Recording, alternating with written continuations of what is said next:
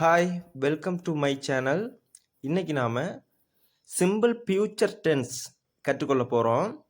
இதுவரைக்கும் இந்த சேனலை நீங்கள் சப்ஸ்கிரைப் அண்ட் லைக் பண்ணாமல் இருந்தால் ப்ளீஸ் அதை பண்ணிடுங்க. ரொம்பவே அது எனக்கு ஹெல்ப்ஃபுல்லாக இருக்கும்.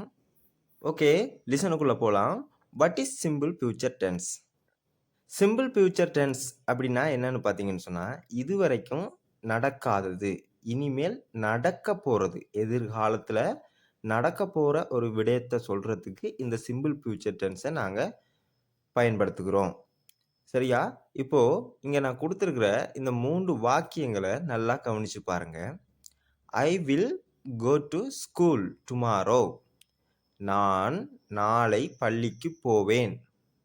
அதாவது நாளைக்கு போவேன். அப்படியே அடுத்த வாக்கியத்தை கவனிங்க. It will rain in the evening.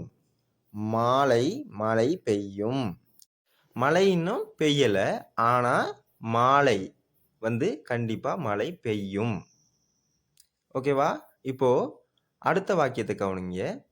The train will arrive at 5 PM. அதாவது ரயில் மாலை 5 மணிக்கு வரும். இங்கே இன்னும் ரெயின் வரலை, ஆனால் 5 மணிக்கு வரப்போகுது.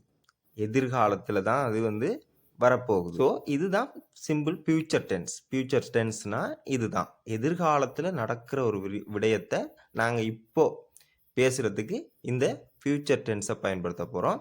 அதுலேயும் ஹெல்பிங் வேர்பாக வில் என்ற வார்த்தையை சேர்த்து, சப்ஜெக்டோட வில் என்ற வார்த்தையை சேர்த்து இந்த வாக்கியங்களை நாங்கள் உருவாக்க போகிறோம். இப்போ நாம் இந்த வில்லை எப்படி பயன்படுத்துறது, சப்ஜெக்டோட இந்த வில்லை எப்படி பயன்படுத்துறது, நேர்மறையான வாக்கியங்களை எப்படி உருவாக்குறது, எதிர்மறையான வாக்கியங்களை எப்படி உருவாக்குறது, கேள்வி வாக்கியங்களை எப்படி உருவாக்குறது அப்படின்றத பற்றி வடிவாக கற்றுக்கொள்வோம். சிம்பிள் ப்ரெசன்ட் டென்ஸில் பாசிட்டிவ் சென்டென்ஸ் க்ரியேட் பண்ணுறதுக்கு இந்த ஃபார்முலாவை யூஸ் பண்ணி தான் நம்ம சென்டென்ஸை க்ரியேட் பண்ண போகிறோம். அதாவது subject plus will plus base verb. இப்போது நான் கீழே கொடுத்துருக்கிற வாக்கியத்தை கவனித்து பாருங்கள். I will study tomorrow.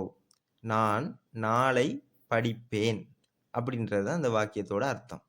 இங்கே சப்ஜெக்ட் எது? ஐ. ஃபார்முலான்னு subject plus will plus base verb. அப்போது சப்ஜெக்ட் நாங்கள் என்னது? ஐயை போட்டிருக்கோம். அதோட என்ன சேர்க்கணும்? வில் சேர்க்கணும். அதோட என்ன சேர்க்கணும்? பேஸ் வேர்ப் சேர்க்கணும். அப்போ இங்கே ஐ வில் ஸ்டடி. ஸ்டடின்றது பேஸ் வேர்ப். இவ்வளவு தான். இந்த ஃபார்முலா உங்களுக்கு மனப்பாடமாக இருந்தாலே இந்த சென்டென்ஸுகளை க்ரியேட் பண்ணுறது ரொம்ப ரொம்ப ஈஸி. இதை விட இன்னொரு முறை இருக்குது, அதையும் நான் இப்போ உங்களுக்கு சொல்லித்தரேன். இப்போ இங்கே பார்த்தீங்கன்னா இந்த ஃபார்முலாவிலையும் ஃபியூச்சர் டென்ஸை நாங்கள் க்ரியேட் பண்ண முடியும்.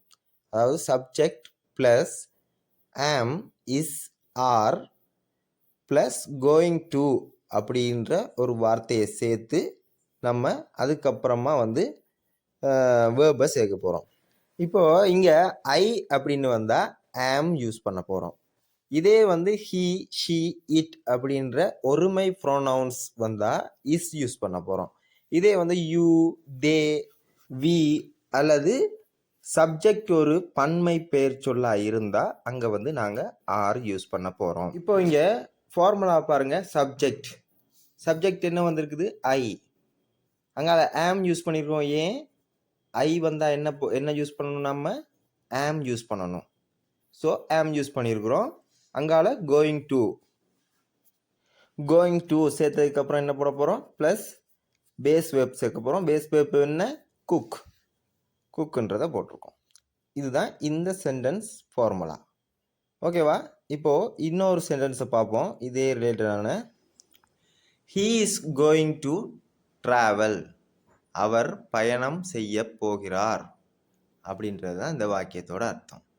இங்கே சப்ஜெக்ட் ஹீ, ஷீ, இட் அல்லது ஒருமை பெயர் சொற்கள் சப்ஜெக்டாக வந்தால் நாங்கள் என்ன போடணும்? இஸ் போடணும். ஸோ இஸ் போட்டிருக்கோம். அடுத்து என்ன போடணும்? Going to. அதுக்கப்புறம் என்ன போட போகிறோம்? Base verb travel. He is going to travel. அவர் பயணம் செய்ய போகிறார். இன்னும் போகலை, இனிமேல் தான் போகிறார். அதாவது எதிர்காலத்தில் தான் அது நடக்க போகுது. இதே இதில் சப்ஜெக்ட் ஒரு பன்மை பெயர் சொல்லா இருந்தால் என்ன போட போகிறோம்? ஆர் போட போகிறோம். தே அப்படின்னா அவர்கள். அப்போ அது ஒரு பன்மை ப்ரோனவுன்ஸ். ஸோ நம்ம என்ன யூஸ் பண்ணியிருக்கோம், ஆர் யூஸ் பண்ணியிருக்கோம். ஓகேவா? சரி, இப்போ நம்ம நெகட்டிவ் சென்டென்ஸை எப்படி சிம்பிள் ஃபியூச்சர் டென்ஸில் கிரியேட் பண்ணுறது அப்படின்றத பார்ப்போம். அதுக்கான ஃபார்முலா என்ன, எப்படி வாக்கியங்களை உருவாக்க முடியும் அப்படின்னு பார்ப்போம்.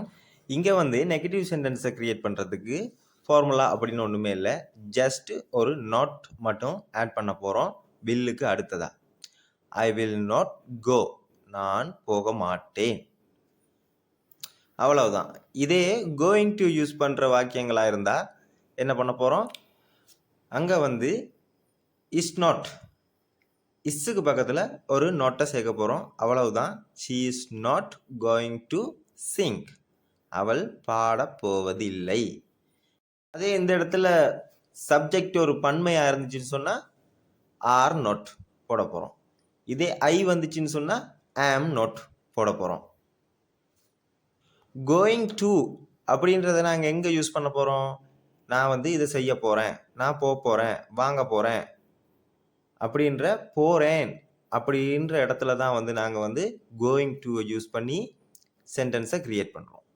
மற்றபடி எல்லாத்துக்கும் வில் தான் யூஸ் பண்ணுவோம். ஓகே, அடுத்து நாம் ஃபியூச்சர் டென்ஸில், சிம்பிள் ஃபியூச்சர் டென்ஸில் கேள்வி வாக்கியங்களை எப்படி உருவாக்குறது, ஒரு கேள்வியை நாங்கள் எப்படி கேட்குறது அப்படின்னு பார்க்க போகிறோம். இதுக்கான ஃபார்முலா பார்த்தீங்கன்னா will plus subject plus base verb.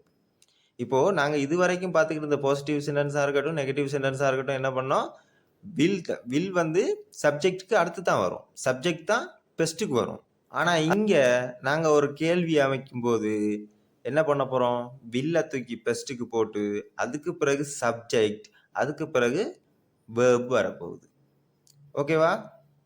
இப்போ அந்த வாக்கியத்தை கவனிங்க. வில் யூ கம், நீ வருவாயா. இங்கே சப்ஜெக்ட் எது, யூ, வேர்ப் அது கம். இப்போது நம்ம வில்லத்துக்கு எங்கே போட்டிருக்கோம், முன்னாடி போட்டிருக்கோம். ஸோ கேள்வி அமைக்கிறதுக்கு நம்ம என்ன பண்ண போகிறோம், வில்லை தூக்கி பெஸ்ட்டுக்கு போட போகிறோம், அதுக்கப்புறம் சப்ஜெக்ட், அதுக்கப்புறம் வேர்ப், அவ்வளவுதான்.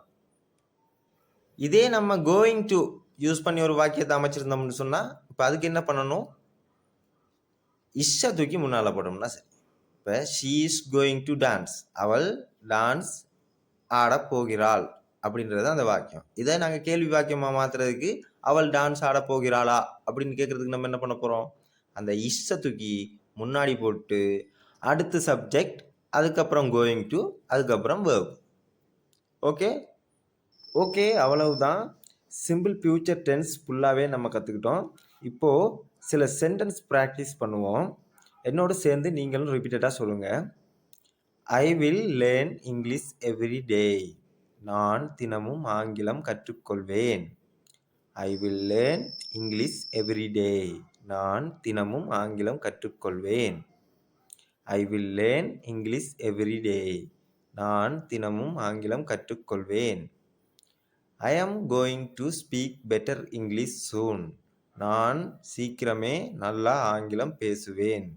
ஐ am going to speak better English soon, நான் சீக்கிரமே நல்லா ஆங்கிலம் பேசுவேன். I am going to speak better English soon, நான் சீக்கிரமே நல்லா ஆங்கிலம் பேசுவேன். She will not come to the party, அவள் விருந்துக்கு வரமாட்டாள். She will not come to the party, அவள் விருந்துக்கு வரமாட்டாள். Will she come to the party, அவள் விருந்துக்கு வருவாளா. Will she come to the party, அவள் விருந்துக்கு வருவாளா. Will she come to the party, அவள் விருந்துக்கு வருவாளா. ஓகே காய்ஸ், அவ்வளவுதான். தேங்க்ஸ் ஃபார் வாட்சிங். மேலும் பயனுள்ள பாடங்களை பெற்றுக்கொள்ள சேனலை சப்ஸ்கிரைப் பண்ணுங்கள் மற்றும் லைக் பண்ணுங்கள், நண்பர்களுக்கு ஷேர் பண்ணுங்கள். நீங்கள் பண்ணுற ஒவ்வொரு லைக்கும் ஒவ்வொரு ஷேரும் எனக்கு ரொம்பவே ஹெல்ப்ஃபுல்லாக இருக்கும். அடுத்த வீடியோவில் சந்திப்போம். நன்றி, வணக்கம்.